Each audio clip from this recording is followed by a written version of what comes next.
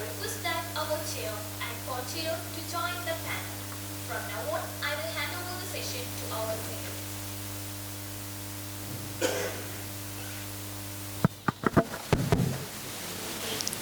Okay, it's great to receive the session, technical session. In the morning we had two wonderful talks. The first one is on a great innovation in agriculture, taking all the modern gadgets to improve the agricultural productivity. It was well illustrated, and I'm sure that there was a lot of enthusiasm from the students. We should be sustained, I tell you, throughout the program, because we should ask the questions and motivate the speakers. Professor Sanjapa, Dr. Sanjapa, a doyen in taxonomy, maybe that is a treasure, a rare species in taxonomy field. Even at this age, he moves into the terrains and all the places to collect plants. And that was reflected, I'm sure, that most of those photographs were taken by him through his exploratory surveys, and that was wonderful. And how exactly he has revealed the importance of conserving, especially lesser known species. Maybe that you would have greater conservation measures for well-known species, but then the rare species, lesser known species will have to be conserved, because conservation has to be a holistic process. As we understand that we lost a great person, Professor Madhav Gadgil, that an ecologist who has fought for conservation. Maybe that our Western Ghats is being preserved mainly because of his intervention. He never yielded to any political pressures and stood his point. The Gadgil committee report, people have tried to dilute it, but then he stood with that and fought until his last breath. So salutations to his remembrance. With that, we start the second session. We have Dr. P.K. Satish Kumar is going to give the lecture, because I know him very well, starting from Kerala University, from Banaras Hindu University, even in Central University of Kerala, Tropical Botanic Garden and Research Institute. So well-known person. Of course, I'm sure that his biodata will be read. You can read it. He is very close to me, so maybe it's better that you. So with that great pleasure, Dr. Satish will speak for 20 minutes, maybe 25 minutes, okay? But what I want is that the same enthusiasm which you have shown in the morning. I was really excited. My plant science students, or maybe other department students, had asked questions, very pertinent questions, and that should be the spirit. That should be, because I didn't ask any questions just because I wanted the space to be given to you. So please do that and ask questions and grill him to the maximum through his lecture. Please, now you can. Come here.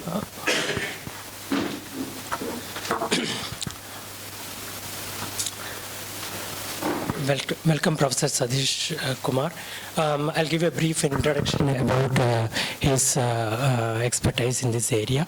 He's a professor in Department of Botany, Institute of Sciences in Banaras Hindu University. He started as an associate professor, and now he's a professor in BHU.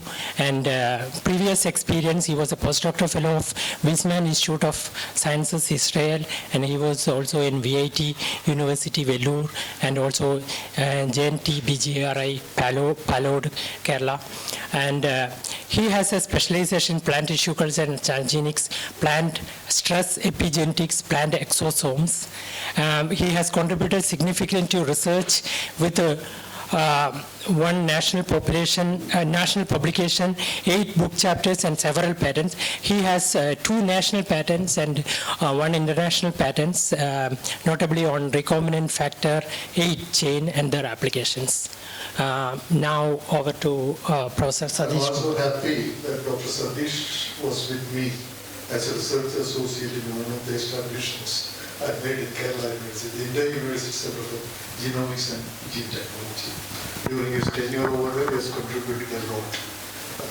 I thank him, and I have been following his program, his whereabouts, his credentials, his achievements throughout his career at all the places, including now at Banaras University. Wish you all the best, Dr. Satish, please. Hello? Hello? Am I audible? Hello? Okay. So, I'm really thankful to the organizers of this conference for giving me an opportunity to talk something about which happened in my lab, what's happening in the lab. So this is actually it's like unlike the topics what you have listened in the morning session. This is little small part of a big work, which I will be discussing only things which have already been published. So, but I will be happy to answer the questions if you have some once you listen to that. So the title of my today's talk is Extracellular Vesicles, the Trojan Horse in Plant Pathogen Interaction. So before we go to the actual process, it's like so when we had in 2020, we had COVID. So this was a caption which you used to listen it very frequently, like the people who were started making reels and it's like the cookery shows, and it was very it's like the life is not the same for all, because it's like when COVID struck the country or the entire globe, there were a section of people who could not afford it, but there was a very small margin of people they did not get it into a problematic time. Okay, so the same case, the life is not the same for plants also. So if you categorize them into two major classes, you can say that some of the plants which are highly resistant to the things, whether it is abiotic or biotic stress, some plants are kind of susceptible to that. They will be easily succumb to the adverse conditions, easily succumb to the pathogens and get affected by that, and they will be ultimately comes to an it's like kind of a withered state. So we know that when it comes to the pathogens, there are many plants which are resistant to the pathogen attack. There are many plants which are completely susceptible to that. You can see that it's like the internal mechanism, starting from the physical barriers to the internal signal transduction and defense mechanisms, which works to protect the plants from the infection and the attack of the pathogen. If it works well, we know that the plants will survive the attack, and if it doesn't, the plants will succumb to the pathogen attack. So we will just see what all the things which makes a blockade in the way of a pathogen. So what all will make the pathogen prevent from getting infected by the plant. So we know that starting from the physical barrier, there's a physical barrier. It's like you have a well-established structural system which consists of a lot of molecules. You have the certain pigments, it's like the settlements or the vaccination, all those different physical systems which actually prevent the entry of the pathogen into the plant cell. Okay, so once the physical barrier, you will be having the chemical barrier, the chemical defenses which works in the upper part of the plant and the lower part of the plant. So in the upper part of the plant system having a lot of chemicals which are mostly the secondary metabolites which are present natively in the leaves. For example, the monoterpenoids, sesquiterpenoids, diterpenoids, a lot of those secondary metabolites which are actually repelling the pathogen or which are actually preventing the pathogen either the entry or spread in the organism or spread in the leaves or in the plants. And you have the downstreams, like in the bottom or in the lower ground, you have the rhizosphere which is actually being enriched by the molecules secreted by the plants. There are a lot of molecules have been secreted by the root system into the rhizosphere which actually prevent or which actually deter the pathogenic organisms away from the plant root. So the chemical defense comes as the second part, and you will be having, it's like there is always a trade between the pathogen and the plant. The plant and pathogen always will have an arms trade between each other. That actually it's like which one will be conquering the other. Suppose the arms which are having with the pathogen is more stronger, more efficient than the plant, it will be conquering the plant defense mechanism. And if the plants are more vigilant and the defense mechanisms which are present with the plants are more eminent or more efficient than the pathogen, ultimately the pathogen will be repelled or deterred from the plant. So you do have the third level where it's mostly the RNA mediated defense mechanisms which plays the major role in the system. and you have the plant growth promoting. It's like now in the rhizosphere or in the underground, it is not only the plant secreted molecules, there are certain molecules which will be attracting those microbial community. So there is a very clear-cut, well-defined microbiome which protects the plants, which supports the plant. Whether it is abiotic stress or biotic stress, it is possible that the presence of those microbes in and around the root system will be helping the plant, will be protecting the plant, and those molecules, the PGPRs, like the plant growth promoting rhizobacteria, or those organisms, they will be secreting many molecules like ethylene, jasmonic acid, salicylic acid. They are all the stress-related molecules or hormones which will be helping the plant to accustom, or it's like survive better in the presence of the pathogens. Now the question is, like we have seen that there is an elaborated system which protect the plants from the pathogens. With all these systems in place, like we have seen that there are physical barriers, there are chemical barriers, there are the innate molecular level defense mechanisms, which all will be helping the organism, or which all will be helping the plant to protect themselves from the pathogen attack. So the main question is that with all these precautions in place, why the plants let the pathogen override its defense mechanisms? So this is where the actual problem lies. So just before we go to the actual things, we will take a stock-taking process where we will see that what all we know, what are the things which we know. So we know that there are natural resistant plants with sufficient protection against pathogens. So we will take one lies, or else there are indica variety. So as per GST, which like more than 4,000 access and APIs are there with the horizon sector. Among them, you will see that there are many geographically isolated varieties which are highly resistant to soil. So the genome level, the similarity is like 99.999% similarity. That means there is not much difference among the genome among these different access types. But when it comes to the actual phenotypic traits, the way the plants are resistant to the abiotic stress or biotic stress, we will see a drastic difference among these groups.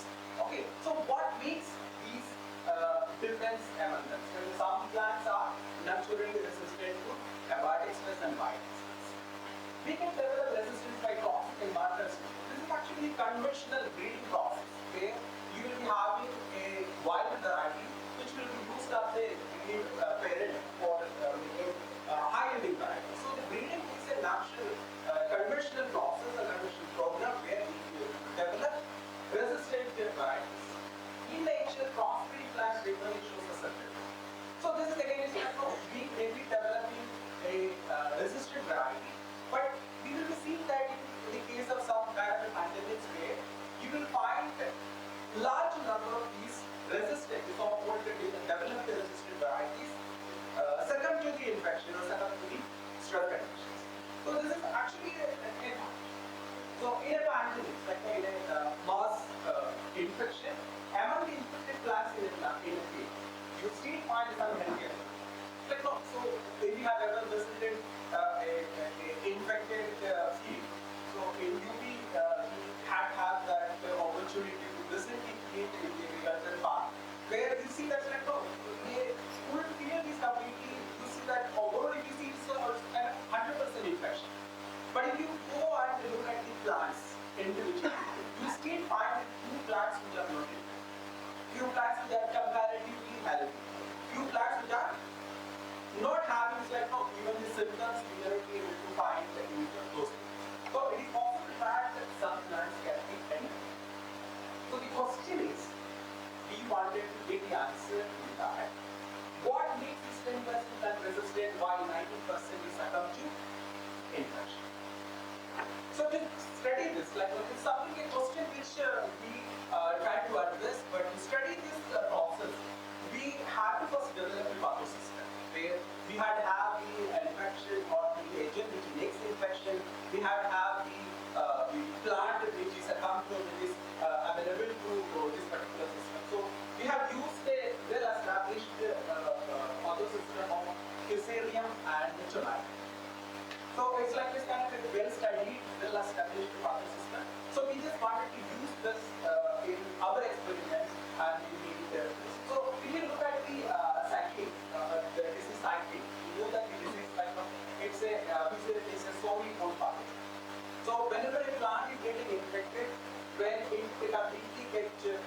destroyed.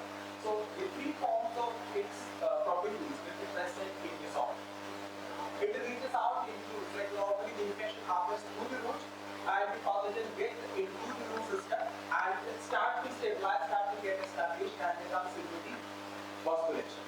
So once it's into the vasculature, it blocks the vasculature, the xylem is getting blocked because of the growth of the hyphae and the spores. The spores will start degenerating within the plant itself and making the plant getting completely affected, and due to the blocking, the wilting will happen.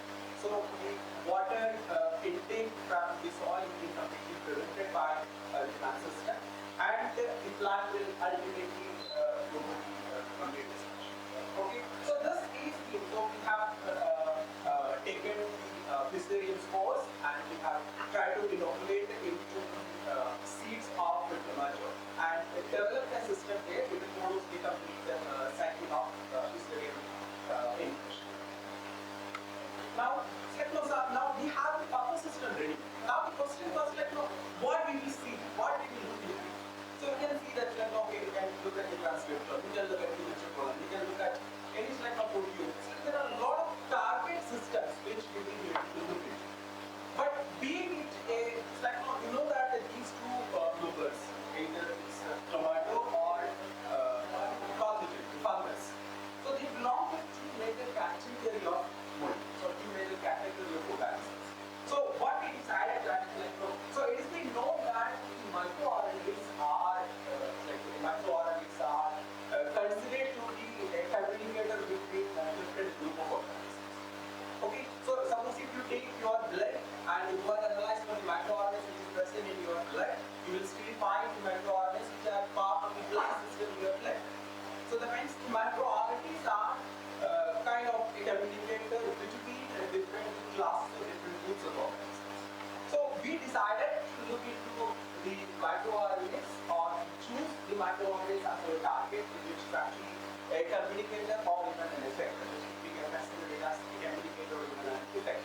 Okay, so this is actually from one of the recent publication in which they have shown that the fungus which is getting germinated into the plant cells, like the fungus is actually, it comes into this stomata and the primary hydral growth will be happening into the stomata, into the plant cell, into the mesophyll cells, and the fungus will be producing certain microRNAs that can downregulate the defense-related genes in the plants.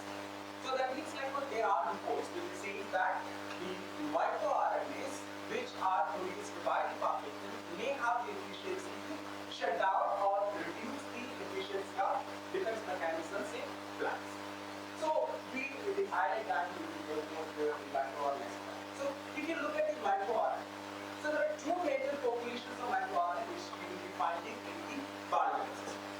So one group is like, you will find a lot of free microRNAs which are, suppose if you look into the plant system, it can be present in the cells have or the apoplast.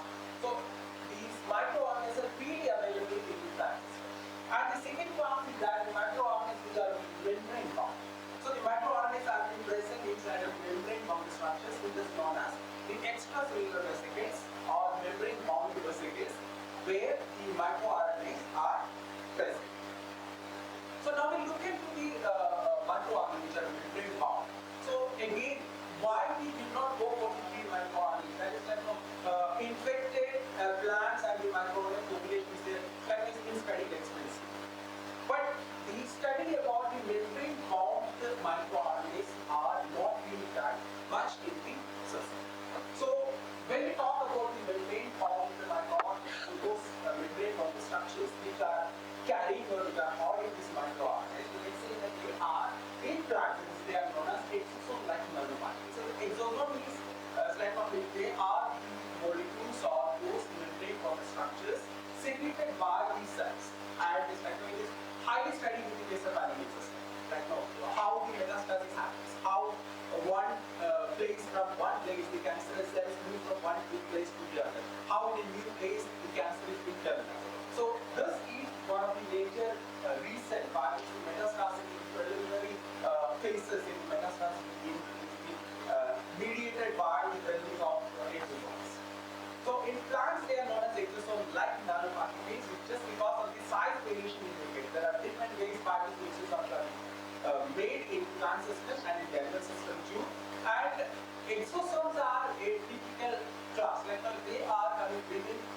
size range of around 30 nanometer to 150 nanometer. When it comes within size range, we have been called as exosomes. The rings get slightly big here and there, so different groups of people who work in this field using different criteria for classifying. But in the case of plant systems, you normally find like up to 1000 nanometers. So around 14,000 nanometers, that is what normally called as exosome-like nanoparticles. So they sometimes you may find the size which is less than 150, but sometimes you find the size which is little higher. Okay, so the exosome-like nanoparticles, if you look into this, they are kind of circular membrane-bound vesicles. Okay, so they carry DNA, RNA, protein, metabolites, microRNA, all these. Whatever is part of the cell, a normal cell, one of the components you will be finding in terms of except the real cellular organelles, you will have all the other materials. You have DNA, you have RNA, you have proteins, peptides, and microRNA. All these molecules are present in particular membrane-bound vesicles. They are, as I told you, they are means of cell-to-cell communication. So this exosome-like nanoparticles are considered a molecule which communicate between two different cells. So this will make it a little more clear. Like this is something which is already not to be proved by research. How the plant and the pathogen communicate via exosomes. Like, you can see that it's kind of a sample. Okay, so you just focus only on the samples. There are different ways by which the exosomes or the extracellular vesicles are being produced by the plant system. And the same way you see that the pathogen is also capable. So this is a fungus. This is a fungus. The fungus is also capable of making this microvesicular bodies. And the microvesicular bodies, in other ways you can say that they are only exosomes. Okay, so you also will be making the exosomes. So what the fungus exosome contains and what the plant exosome contains. So plant exosome contains those molecules which will suppress the virulence of the pathogen. And the pathogen origin exosome contains those molecules which are needed for the suppression of the defense mechanisms. So it's like this kind of a fact where the pathogen will be using its ammunition to suppress the defense mechanism and the plant will be using its ammunition to suppress the virulence factors of the pathogen. So this is how it happens. Like the microvesicular bodies which contain those molecules which suppress the plant defense mechanisms will be taken or it will be given out and it will be entering the plant system involving nucleus and suppressing those defense related actions.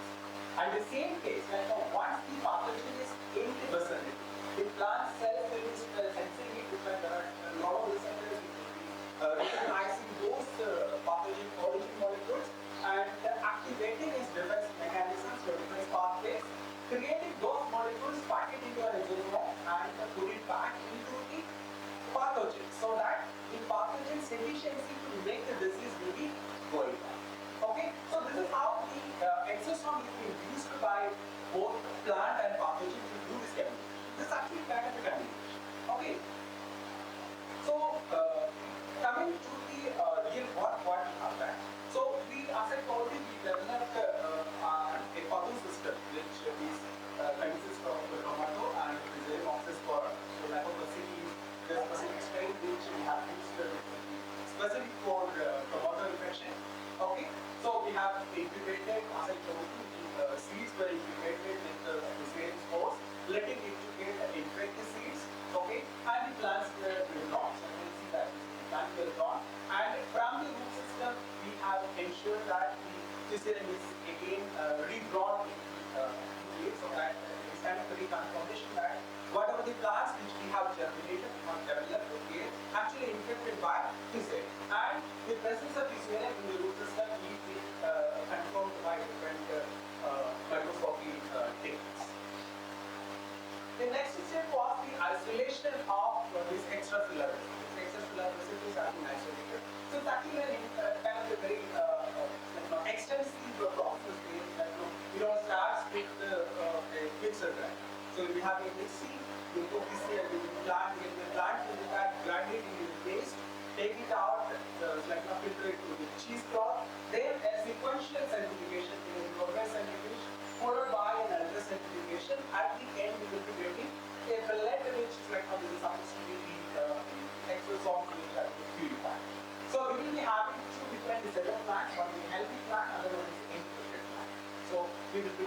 the exosome of healthy and infected plants. Okay, and processing it through and we confirmed the existence and identity of those micromolecules which were purified from both. So there is a system known as a dynamic light scattering that we will be able to find out what the incises and the dispersion of those micromolecules which were isolated through the differential centrifugation. Same and 10, we will be finding out what is the shape of the molecule, diameter, the size of the molecule. All these things you will be able to find out by the same and 10. H will tell you the charge of the molecule and you see the potential of the electromagnetic law because of the negative charges. It is supposed to be in the membrane part and also in the membrane. You are supposed to have a negative charge and minus negative because we reduce the code for our result of preparation. And the ND will tell you the particle number. So that is around 1.6 cm weight. So that was the number of exosome molecules which we had in our 1 microliter preparation. The average particle size of our molecule was approximately 107 nanometers. So the first experiment was so whatever we have seen before. So we have seen that whenever the pathogen is infecting a plant will be making the molecules against the pathogen and pathogen will be making the molecule against the plant. So the first thing what we try to see that whether these secreted, whether these isolated exosomes are having some molecules which can suppress the pathogen. So for that what we did, we have taken the exosome which is isolated from different times. We can see that we have taken it from 5 days and post-infection. So 4 different time points we have taken the plant, we isolated the exosome and we tried to use that exosome in an inhibition assay. Like FOL is the Ceremoxis per lactobacilli. Okay, so we try to see whether any of these exosome preparations could inhibit the spore germination of Pfizer. So if the concept is like the hypothesis what we proposed or what we have said in this slide is correct. So it is possible that the plant exosome should be containing some molecules which is inhibiting the growth of pathogen. So you can see that clearly it is like until it is 24 hours and 14 hours. So in both the cases you can see that the colored one is the exosome which is taken from the treated plant and other one is the kind of yellow slightly yellow color and it's not very bad in color differentiation. So the blue color you can see that the 5th day and the 10th day. In both cases you can see that compared to the control, because the control is where you are letting the spores to grow without any issues. So you can see that in 5th day and the 10th day, the contents which were present in the treated plants, the exosome isolated from the treated plants, could inhibit the spore germination. It is clearly inhibiting spore germination while the normal plants, like from the healthy plant, the healthy control plant, the exosome from the healthy control plant wouldn't make much difference compared to the negative control. Okay, in both cases, like when it comes to here, you can see that it is like zero. Why you see it like no, in 20 days, when it comes to the 20 days, like no, the plant is with the pathogen for 20 days. So by the time we suspect that by 20th day, the exosome whatever is being created by the plants will not be having those molecules which is suppressing the pathogen because the pathogen is taking over the plant. So most of the biological system which is being now started being controlled by the pathogen so that the molecules which are present in the exosome by 20th day of the plants after infection. You may not find much molecules which are waiting to growth of Pfizer. So what we did the next time, as I told you, I'm going to explain everything which is part of this study. That will be less part of the data. So what we did, we have taken the exosome, okay, for the microorganism part. So we have taken the exosome from both the control and the control order plants. So this is actually the infected plant FCA Fusarium infora, okay, and this is as a result of it, the plant is some changes there, and this is a healthy plant. We have isolated the exosome have been isolated.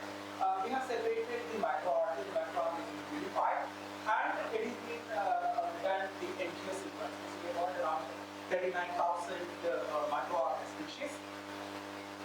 And compared to the animal system, one of the issue when we work with the plant system, the microRNA is that we find the very less number of microRNA which is actually being characterized. So it's like many of those results which is saying that it is novel. It's like until and otherwise we prove it by the midterm experiments, we will not be able to say that whatever is novel, which is being identified by the indigenous resident, it will be correct or not. So what we have done, we have only chosen those Solana specific microRNAs which were showing some differential expression compared to the whole set of microRNAs. So out of 39,000 we have chosen around 26 microRNAs which were found to be differentially expressing in the control and treated samples. So the R1 is the control one and R2 is the treated one. 10 microRNAs were found when they were present in both the samples, and 6 were specific. So, as I told you, the number what I am talking is very less compared to the fraction which we have got in our entire experiment. Okay, so I have chosen these numbers just because they were argued, proven, rolled into different pathways with the Solana methods. Okay, so we have taken these microRNAs and this can be contribution generated by this thing, whether it is like this first steroid, the control, and the second one is the infected one. You can see that the kind of overexpression, mainly the infected plant was having less expression, bringing the microRNA. So we have chosen certain microRNAs, around 9 microRNAs from this list we have chosen, and these microRNAs they are having direct role in different pathways. Many of them are not exactly like some of them are not exactly connected to this, but indirectly even those microRNAs will be able to say that they are connected with the different mechanisms or different pathways of tomato pathogenesis. Okay, so you can see that this is like the MIR 482, MIR 6050, MIR 9470, MIR 5300. See these NPS that are government resistant to this, they are like there is a group of resistant proteins known as R1 proteins. They are directly playing a major role in pathogenesis. Okay, so in our 9 microRNAs we have chosen. You see that's the target genes, that these microRNAs target genes are directly connected to the defense mechanisms. And there is a see this MIR 166C3, that is a homodomain class. Actually, this is involving clone xylem history. But no, this tylosis is kind of phenomenon where whenever you have a problem in the xylem. Okay, so the xylem parenchyma has an ability to make the nearby xylem vessels closed by the outward projection. They are known as the tylosis. So tylosis is one of the mechanisms by which the plant will be regulating the spread of pathogens when it is getting infected and getting into different locations or different parts of the plant that will be musculature. Okay, so it is possible that this particular microRNA is targeting a gene which actually controlling the process of tylosis. There are many transcription factors. Last family, there are transcription factors in both various biotic and abatic stress response controlling genes. Okay, so these and the list of genes which we have chosen choose. So with this we try to do a real-time PCR, qPCR is being performed for the target. So now you should understand what we have taken and what we are looking at. Okay, so we have got the microRNAs from the exosome sequencing, and we have taken out the target genes of that microRNA. Okay, so we have the microRNA and we analyze the target genes of the microRNA for their expression at the different microns. 15 day, 20 day, 20 day, 20, 50. These are the list of microRNAs which also these target with the target various target genes. So now if you look at the target genes environment level, the transcript levels of the target genes, okay, you see that you find a pattern, like 50 days to 50 days, very like almost going kind of similar pattern. Exceptions are there, but there are reasons to explain these variations also. Okay, so you see that the pattern is also same. The 50 days, the amount of the difference between the gene is high. When it comes to 15th day, it is drastically going down. Okay, and you can see that this, there are exceptions. As I told you, there are exceptions also. Okay, but what it means? So we have seen that when the pathogen infects the plant, the plant makes the microRNAs which will be suppressing the pathogen, and pathogen gradually takes over the molecular mechanism of the plant in the defense aspect and start regulating the defense processes in the plant system. Okay, so this you will be able to clearly understand that. When the microRNA is less, you will be having the target gene expression more. Okay, the microRNA is there, the microRNA will be attaching to the target mRNA, cleaving it off, so the amount of mRNAs will be less in the case of more amount of microRNA. Okay, so that means in 50th day, you will be having a lot of microRNA which is absent. In the 15th day, by 15th day, the defense gene regulating microRNAs are there. That means gradually the pathogen is taking control over the defense mechanism. So in 5th day, it is less, the microRNA is less, so the target is more. 10th day, the microRNA level will increase and the target level comes down. 15th day, the target level is very, very less. That means the amount of microRNA is more. Okay, so we can explain the 20th day, but we need to do a little more confirmatory experiments. So we just will stop it with the 15th day. So you can say that by 15th day, many of those microRNAs which are regulating the defense pathways of the plant is getting upregulated so that the defense mechanism comes in. And in the natural, in the normal cases, in a tomato fusarium infection by 20 days to 27 days, you will see the complete devastation, complete with spoil of the plant. Okay, it coincides or it correlates with the number of microRNAs which we are seeing in this picture, or number of those microRNA targeting mRNAs with the expression particles. Now this is the hypothesis. Okay, so what happens is that, so this is the first stage where the pathogen comes to contact with the plant, the pathogen is coming close to the plant. It will get the entry to the cells, because somehow the pathogen getting into the cells happening through the root system. I just put the lymph system just to get a clear idea about this. So the root system indicates entry into this. Okay, it starts regulating the gene expression in the root system or in the entire plant. So what happens?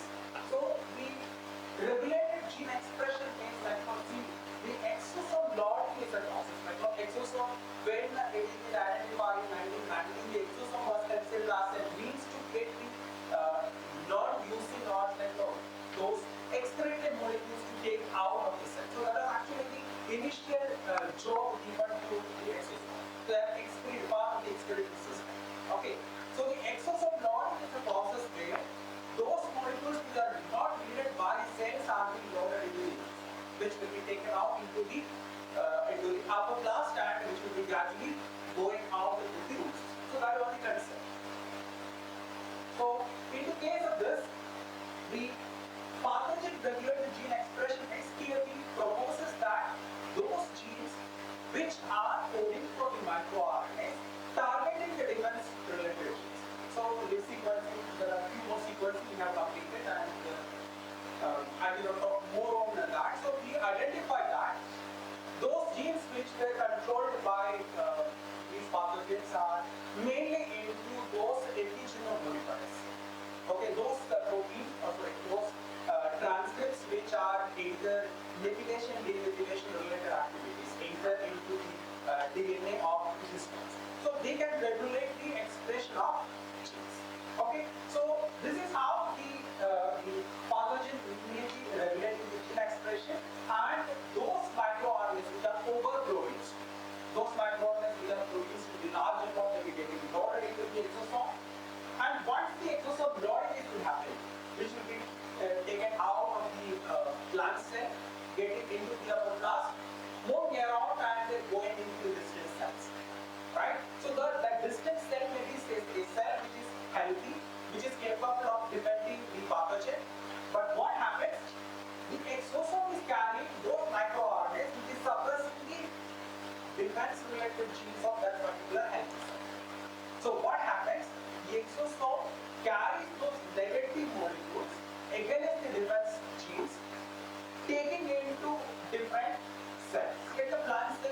is actually healthy, which it doesn't know that the incoming exosome is harboring a molecule modulated by the pathogen. So pathogen is making the microRNA, making it to get loaded into the exosome. The exosome will be processing in the normal way, by which the plant cell, when the exosome is produced, it will be coming out of the plant cell, getting into the apoplast, moving through the apoplast, reaching a healthy plant or a healthy cell. In that healthy cell, maybe the defense mechanism is working perfectly well. But just because of the presence of the microRNA which is present in the exosome, targeting the defense related genes, making those cells also succumb to the pathogen. So when the pathogen reaches that cell, it will not be facing any defense processes, so that it will be completely succumb to the infection. Okay, so this is how the process is happening. So we are yet to prove few steps in this process. Okay, so the story will be complete only after we will look at solid evidence on these different aspects. So we will cover that. So this is actually the hypothesis. So this is how we propose the report which is happening like this. So coming to the conclusions, so we have developed a tomato Fusarium system, isolated the exosome lacking nanoparticles, characterized, and exosome from 5 to 10 days post-infected plants subject to vigilance for termination. The microRNA profile may be 27 diffusion expressed microRNAs, 2 PCR of 9 relevant microRNA target showed transcript inhibition. This is positive because this is the microRNA target lethal to the LNs and its importance and impact in pathogens. So I would like to acknowledge Dr. S.K. Verma is actually very lovely person. He is part of our team for doing, so he is an expert in plant pathology, and he is helping us with the experiments in regular all the time when we start experimenting. Most of these kind of work we started without having some kind of an exploratory work where we may not be sure. We thought it all starts with a concern, a hypothesis, and it is not possible for every research to give to a proper result like this. So when we started, it was not sure about whether we will be coming up with something fruitful, but it all started to get answered. So please want to help us, and we have support from IoT, Institute of Engineering of PhD, CI Department of Botany, as well as PhD, and the research scholar who has worked on this project is Swadeshi, second from right side. Okay, and this work is being published by journal Visual and Molecular Plant Pathology. Thank you so much for your kind listen.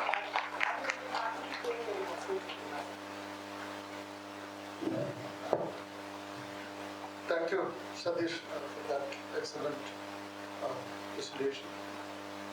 I'm sure there will be questions. I have some questions to ask you, but let me make the audience to ask questions.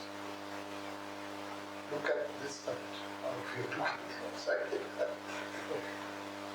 Please ask some questions. Yeah, please.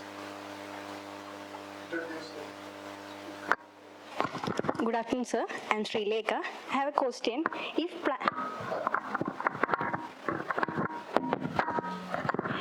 plant pathogen response fails, is there any changes in the miRNA expression during the later stages, that is cell death responses? There is, because it's like, see, this is like you have to see that the two entirely different systems colliding, one will be trying to overcome the other one. So how it's like the process like if you look into the immunity deficit development, so you know that there is something known as priming, where you expose a pathogen to a plant. At a later point, the pathogen exposure again to the same plant will not be making that much issue how it made in the previous one, which is known as a priming. Okay, you can prime a plant to resist to the pathogen by exposing the pathogen in a shorter period in the area. Okay, so what happens during these times? There is some kind of a conditioning which happens. Okay, and the conditioning is happening because the genome is saying you have an unexposed to plant and exposed to plant. The only way the change happens is because of the radiation by which the genes are expressed and the genes are expressed in the culture. So it is possible that the microRNA population, which is present at every stage, is there. And how this one example is that those microRNAs which we were talking about, microRNA which will target the defense genes, right? So how these defense genes are regulated in their expression. So the initial immunity period, when the plant is getting shortly exposed to a pathogen, the defense system get activates. But after some time, the plant has to take it down because it is not need, there is no need for the defense mechanism to continuously making the mRNAs regulate for this defense proteins. So it has to come. So the mechanism by which plants regulate its own defense mechanism is the microRNA mediated. Plants know that if there is no pathogen, the microRNA need to be overexpressed, which is targeting the defense genes coming down. Okay? So this is a natural system. What this pathogen does is that pathogen activate the natural system so that these microRNAs are uncontrollably overexpressed, which will be shutting down the defense genes even though the pathogen is still present. Okay, so the question what you have asked is that there will be different populations of microRNA at different stages of development, at different stages of post-infection in a particular plant pathogen. Thank you, sir.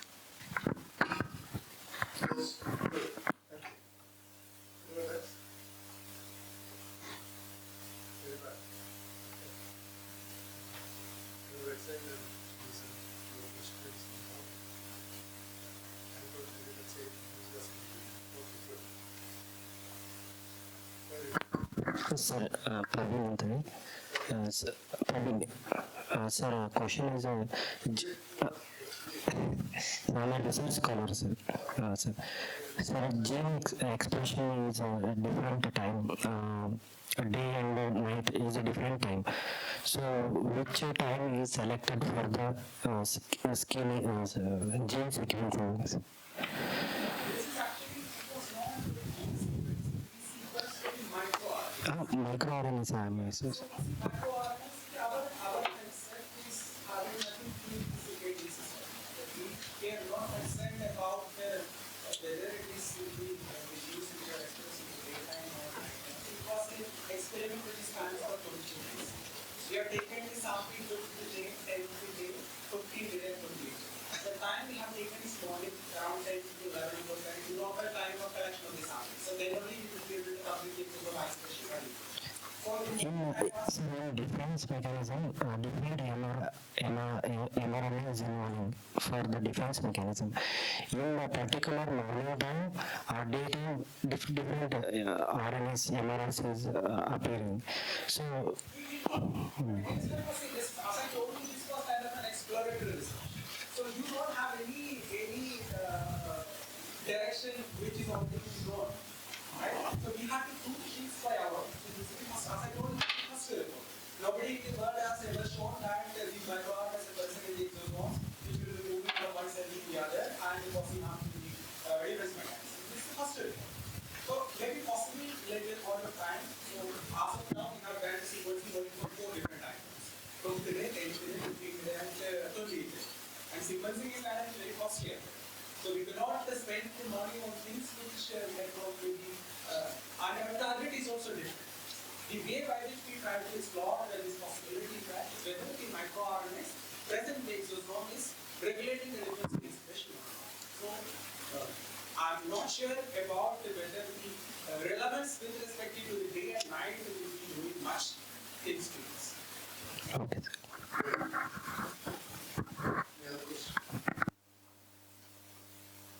Okay, Swadeshi. Okay, excellent work. You know that defense activities happen irrespective of whether it is sharing or it's not a pathogen related.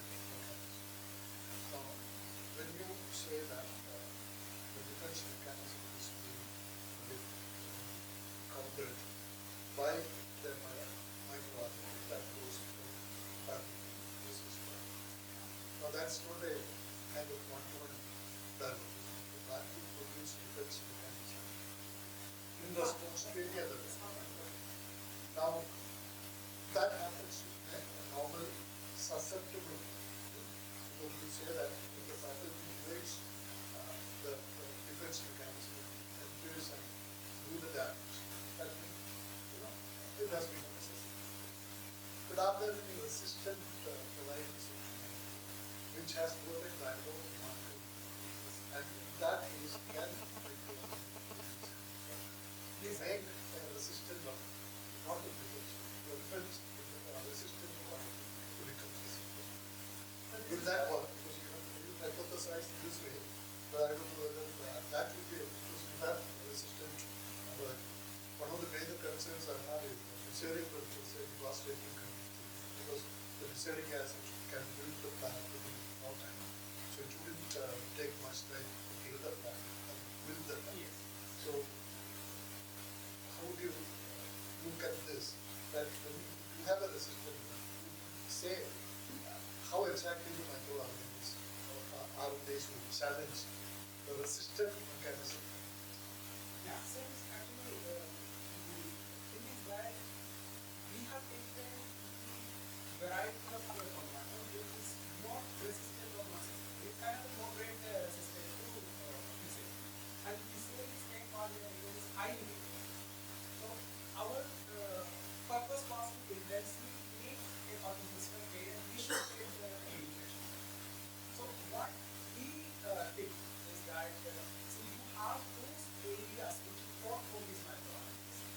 So the natural hybridization only making those gametes which creates like recombination process. It should be possible because some of those gametes which are being made are devoid of these locations, exactly these locations which are coding for the sequences making these microorganisms. That would be the reason some of those hybridized demands, the cross demands are becoming resistant. But if you let them naturally hybridize, you do not have any control over the gamete formation. And those gametes which will be aligned or weak from there are two different forms. So they are weak at the specific sequences, coding for the microRNAs, nothing to do with the they become resistant. This is applicable not only, actually this is not on, this is a concept which we try to work out only in this purposes. If it works in the purposes, it is applicable to any biological function. It is possible now. See, that would be the reason why you can see, certain infection you see that you make the plant to infect the part. After some time, the plant will regain its features. Like it will come up, it will come back, so that is keeping the defense mechanism active properly, and those microRNAs that are directly supported by the pathological organisms. So this works only when the defensive proteins are not being made through the RNA description. As normally, see, what we have studied so far is only up to the transcription. But we have the physical results we have as a completely detailed then after the human days. So that means like we are able to go for the proteomics back to complete proteomics back to analysis is able to complete. So that thing is can be complete one. Another question is that the microRNAs, as you said, there is an array of microRNAs generated by the pathogen. So pathogen carries this microRNA in vesicles. Pathogen secretes. But how does it, what is the mechanism? Like what is the interaction that makes it? That's a very weird kind of thing. Yes, this plant pathogen interaction, when it comes in contact with it, there are many molecules which are secreted by the plant, there are many molecules which are secreted by the pathogen. But they will know that the vicinity is like no, plant will know that the pathogen is in the vicinity, pathogen will know that the process is in the vicinity. So once the process is in, for example, this salicylic acid, jasminic acid, all these molecules are inducers for the pathogen to make the virulence factors. So once they sense this defense system, this defense molecule of the plant in their vicinity, they start making those virulence molecules or virulence factors which will affect the defense particles. So it will be getting into the exosomes which will be secreted out by the pathogen which will. This is how it is. Good. One thing that you should realize is that you make an hypothesis. That's very important. It may work, it may not work.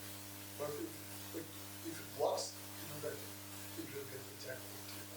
You will achieve great things because, as he said, that this is the first approach. You need to have a kind of novelty, focused novelty. That's what he did. He's not sure of what the outcome would be, the position that he's working on. So I think that's a kind of research that is being not just following the pathway that is our gene. So look at think out of the box. Maybe that it may not work. He's ready to get that, to accept that. But then if it works out, I'm sure that the first report of challenging the defense related genes. And I'm sure that will be one of the things. Sorry, what was that's co-chair. Anyone else? Anyone else? Dr. Ashwini, Dr. Ramesh, there's something to add? They asked the people to speak. That may should have a question.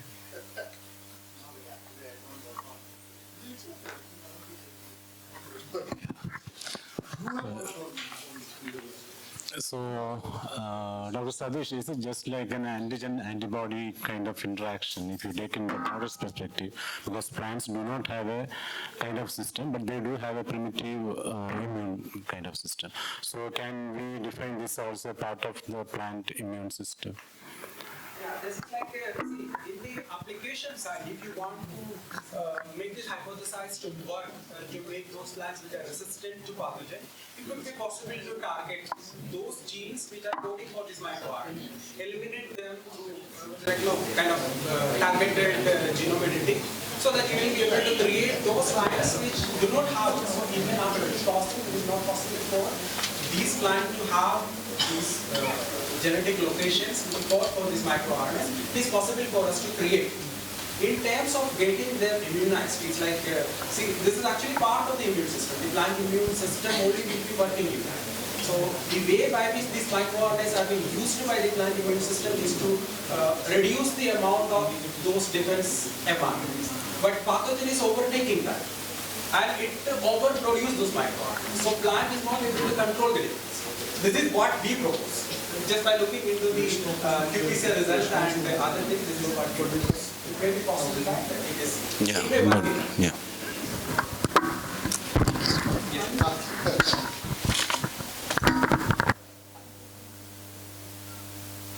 Just one question.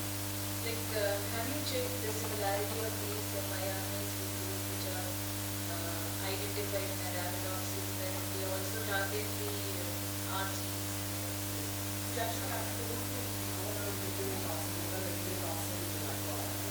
Our initial target was No, only the differential express parts which are shown in the table.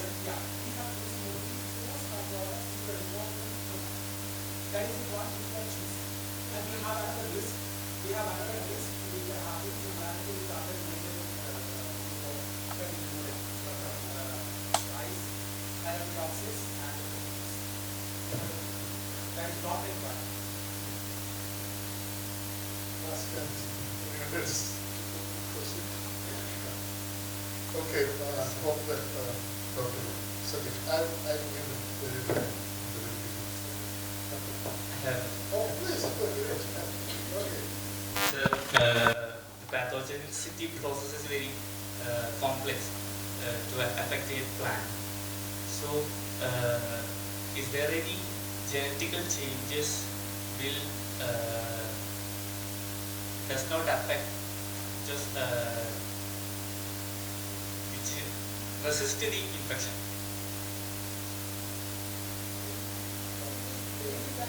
When it comes to genetic level, so one of the application part of the genetic level, we should identify which crop, which innovation is carrying sequences to make this microRNA.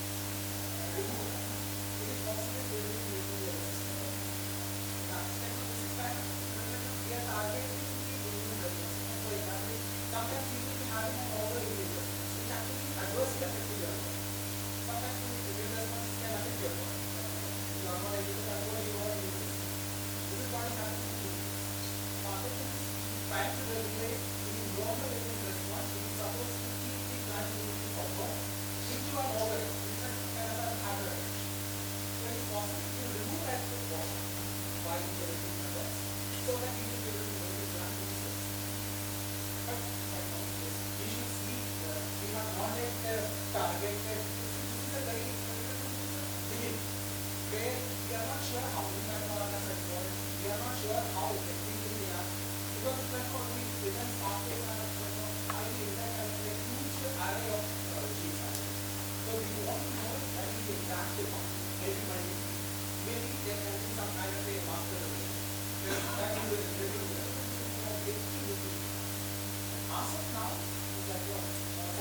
I say, or you think that one location is, which is coding for this microRNA, if you remove that microRNA coding sequence, you are theoretically supposed to be a plant which is resistant.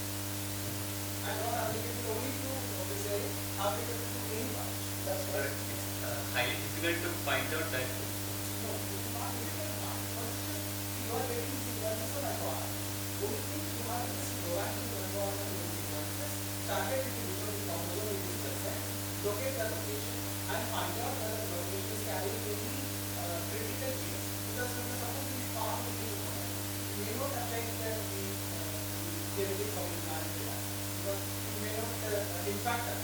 Or you try to replace that location with something else, which is kind of a neutral, not adversely affecting the plant. All these things are possible. We should be able to, maybe it is possible to relocate it to sequences, you may get 90% resistance. So it depends on that we need to add. I cannot say how many would be the actual number which will make a resistant. As of now, Great. Thank you, sir. Anyone? Oh, that's great. Sir, my name is Meherban. I'm a PhD scholar. You mentioned that these microRNAs influencing the epigenome modifications, right? So you tend to edit the genome like the microRNAs targeting. So what if the epigenome editing approach you could be in this? The thing is that epigenome editing is a process where you try to manipulate the expression of epigenome modifiers. Like you can modify histone methylases, histone demethylases, DNA methylases, demethylases. That is what the epigenome level modification. But the thing is that the target for those proteins will be wide. Because right now it's not only affect the genes which are coding for the microRNA, it can affect other genes. So epigenome level modification may not be a practical approach in which because it is not targeted to the defense pathways. And these two things are two different things, microRNA and the epigenome level. See, what I try to say in the epigenome level, see, the sequencing result says that DNA methylases, demethylases are the highly targeted. So, the microRNAs target those genes more. That means, suppose if you have a methylase targeted, that means those methylases which regulate the gene expression by adding a methyl group to the promoter sequence of that gene is being coming down. That means the transcription is blocked. The transcription is reduced. Suppose if you have a microRNA targeting a methylase, that means methylase is coming down. So demethylation frees the promoter genes and the transcription will be going. These are all indirect effects. We don't have a direct proof to say this is how it will be. These are all indirect. Okay, then. Indirect Anyway, yeah, thank you. Anyone else? Tempted to ask questions? Look at me. Okay, confidently. That look is very important. When I ask questions, you look at the other side. Okay, anyway, One question that is, sir already asked one question. So, can you distinguish between the pictures from progress or like we cannot, right?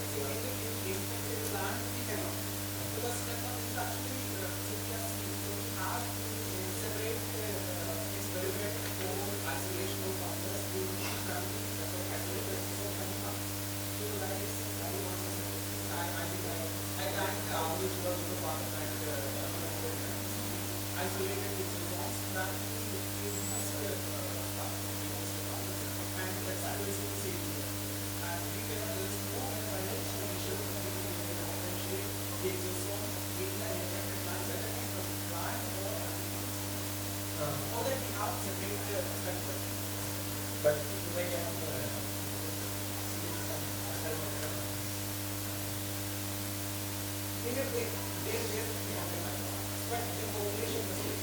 so that is why we suspected that the fungus may be using plant machinery to do this. How it is I don't know. I have not looked at it.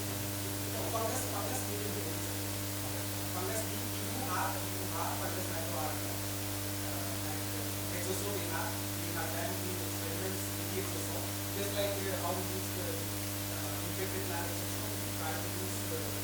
fungal exosome, there is enough fungal exosome in the plant will be able to be infection disease. That is not a problem. That's also. Thank you then, Dr. Swadeshi. Hope you succeed in getting the right results and inferences so that you can, was first one to elucidate this particular process. So that's the kind of confidence one should have. I'm sure that is one of the many aspects that he is pursuing in BHU, because I know that there are many other projects he is handling. So maybe that he is ready to accept the challenge, so whether it is correct or does it work, maybe it doesn't work. That could be the kind of confidence a researcher should have. It's not always don't expect positive results. Because it happens. The kind of publication, if it comes back, you lose your hope and then you get rejected and I'm sure that even if he is not getting the right results, he is changing the approach and I'm sure he would bring the right results. I'm sure Swadeshi is capable of doing it because I've been observing it since many years. So congratulations, Dr. Swadeshi. I wish you all the best. Please give another I welcome the chair, Professor G.M. Nair sir, for handing over the memento for Professor Satish sir. I request the co-chair, Dr. Pramod K. Kandot, to join.